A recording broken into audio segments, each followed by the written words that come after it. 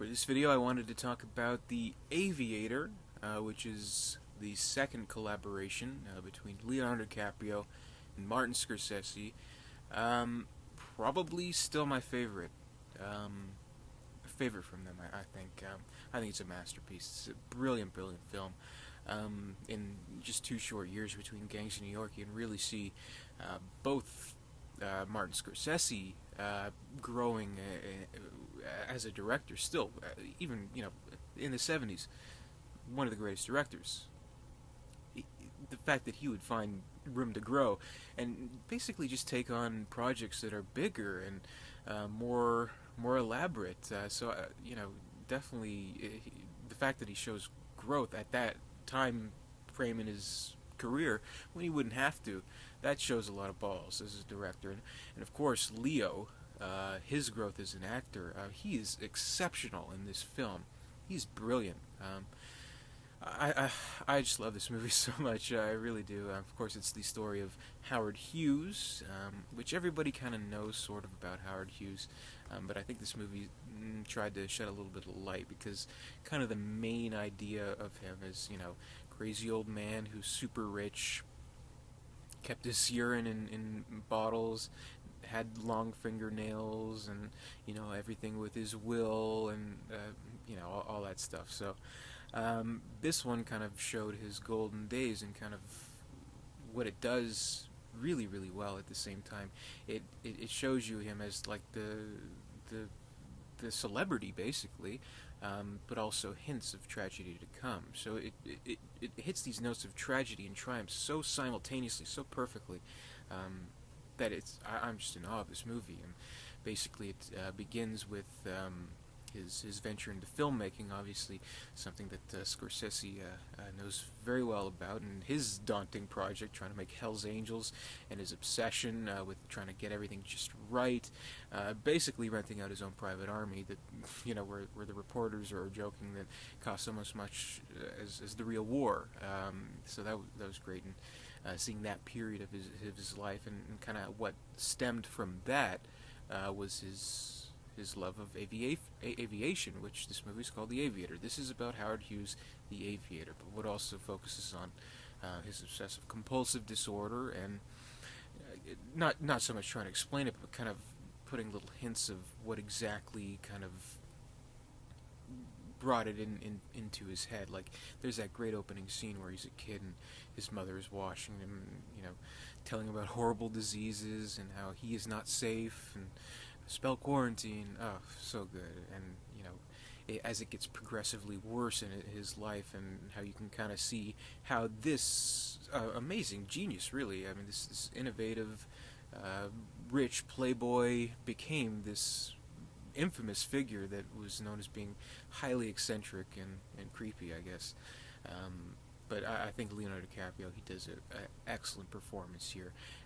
And Kate Blanchett, I mean, geez, she won the Oscar. She won for Best Supporting Actress, playing Katharine Hepburn, which I think it is. It might be the trivial fact might be that she's the only person to win an Academy Award for playing an Academy Award winner. I think that's it. Maybe that's not right, but it sounds right. And she's brilliant in her performance, and their romance, that section of the film, that's like the key moment, like where if there was anybody who could save this guy from himself, it would have been her, but of course it didn't work out. So the movie has certain sections where he certain develops, and the third act is pretty much both a triumph for him and ultimately what leads to his downfall, and that infamous figure that we all know, and that crazy old man that we all know. But to be honest, I think the final act of the film is the strongest, where he is, taking funding from the military to build his aviation masterpiece, the Hercules, not the Spruce Goose, the Hercules, and coming under fire from the Senate. But in reality, the Senate is corrupt, and it's really about a competing airline that wants to ruin Hughes, and that was just great because Alec Baldwin plays Juan Tripp of Pan American Airlines, who has in good with his senator. Their senator is played by Alan Alda.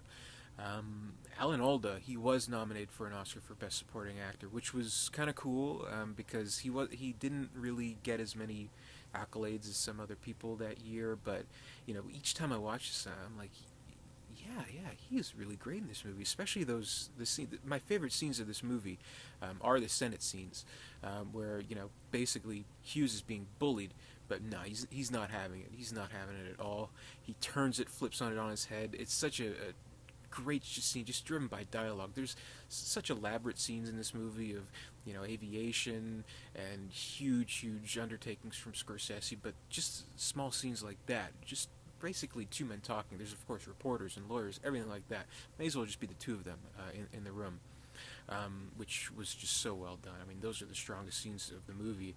I would have loved to see those extended like another 20 minutes. Just perfect, in my opinion. Um, and yeah, I mean, I don't really know what else to say. This is just one of those movies where I can't quite try as I may, can't really express what I love so much about it. But I have to watch this every year or every couple of years just to remind myself of how great it is. Great to watch on Blu-ray. Um, it didn't win the Academy Award, and a lot of people at the time they were thinking it was going to. But then, of course, Million Dollar Baby won, but won a lot of technical awards, and of course, Kate Blanchett. So you can't really complain too much. But I think it's an excellent movie, a masterpiece. Still, even with Wolf of Wall Street, which I loved, I think this still is my favorite among the Scorsese Leonardo DiCaprio collaborations, at least to date. So definitely, if you haven't watched this, you gotta check it out. Watch it. It's a great movie. So that'll do it for this review. Thanks for watching.